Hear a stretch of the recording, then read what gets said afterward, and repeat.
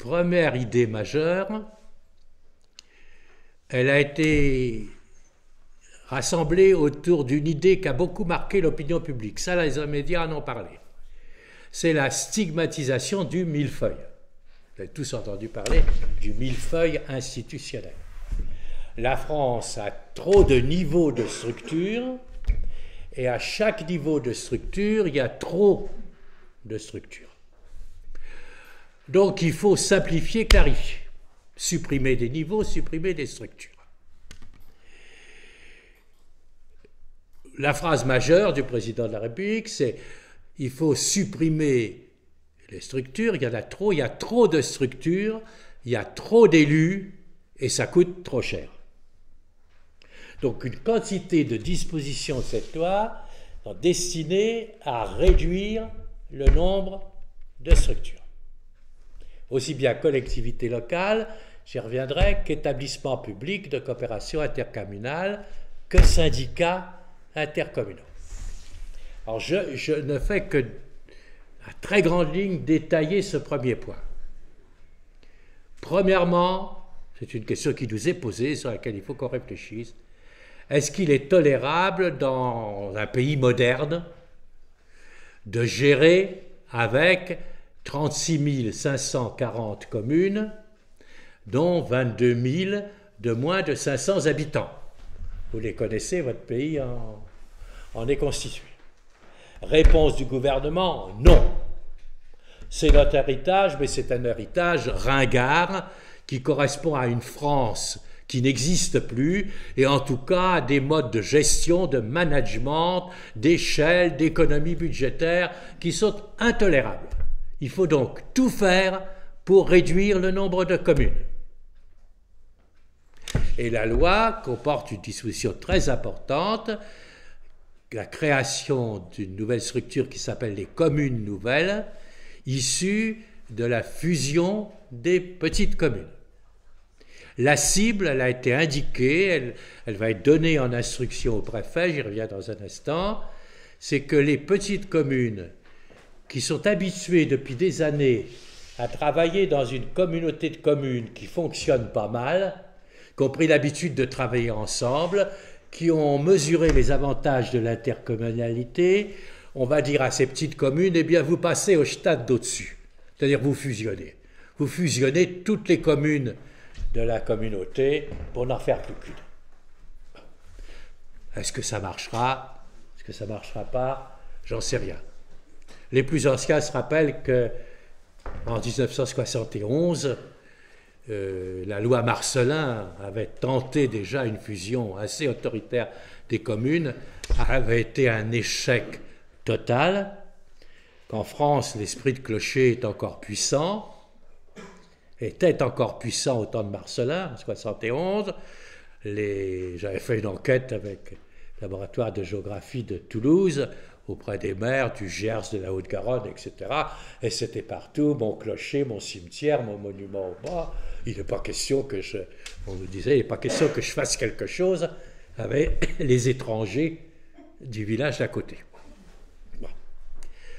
Les mentalités ont évolué, fort heureusement, il n'y a qu'à voir le succès de l'intercommunalité. Mais a-t-elle évolué au point que l'on puisse faire disparaître le tissu plus que millénaire dans la plupart des cas, des toutes petites communes, puisque la Révolution française n'a fait que de transposer le découpage des paroisses de l'Ancien Régime dans la plupart des cas, et que les paroisses de l'Ancien Régime ont été découpées au IXe siècle.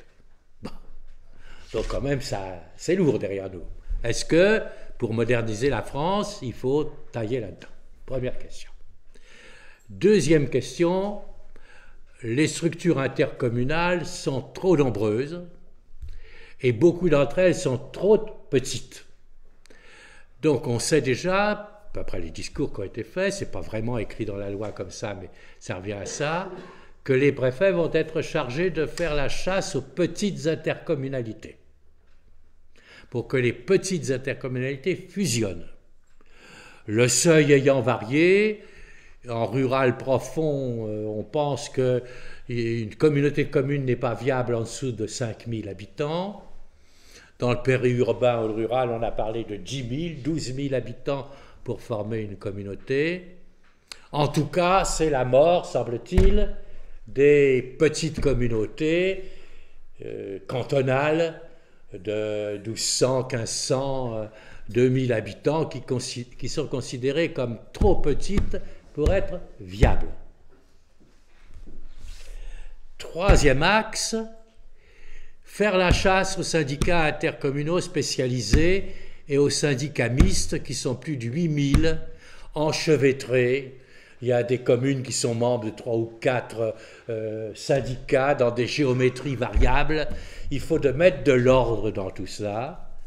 Le but est, alors ça c'est inscrit dans la loi, c'est que tous les syndicats spécialisés dont le périmètre coïncide ou est inclus ou tangent avec une communauté de communes devra être dissous et leurs compétences seront remises à la communauté de communes. Donc vous avez les syndicats des eaux, les syndicats de ramassage scolaire, les syndicats de ramassage des ordures ménagères, etc. Tous ceux dont le périmètre peut être inclus dans une communauté de communes doivent être dissous et la communauté de communes prend la compétence. Donc là aussi, on peut gagner beaucoup de diminution du nombre des syndicats. Quatrième axe, grande réflexion qui n'est pas aboutie ici. Est-ce que département et région constituent un doublon? Est-ce qu'il ne faut pas supprimer l'un des deux niveaux?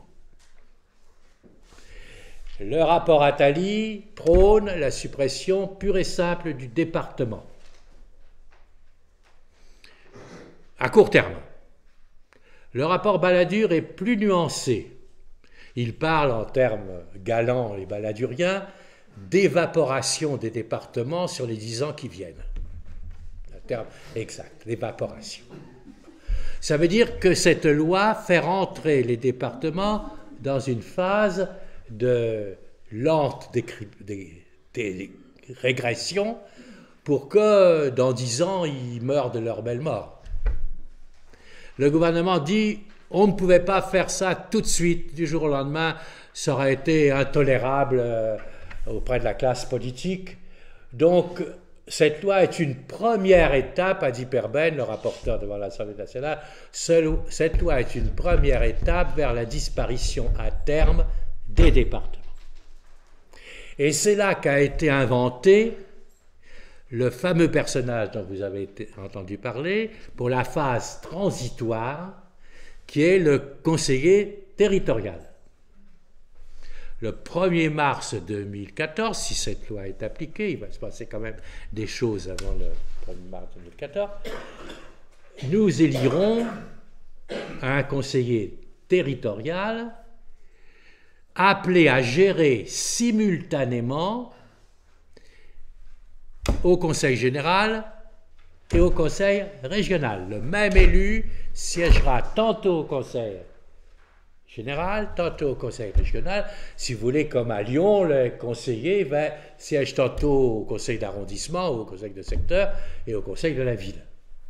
Donc une double casquette, mais une seule personne, qui aura comme but de faire adopter par les deux assemblées un schéma de mise en cohérence des compétences et de mise en mutualisation des services de la région et du département. Donc le conseiller territorial aura comme première responsabilité de coordonner, de rationaliser ce que fait le département, ce que fait la région, et si possible de réunir les services régionaux et les services départementaux en un seul service, ou tout au moins de pousser le plus loin possible la mutualisation des services. Donc vous voyez bien, la vision, elle est claire, elle est nette.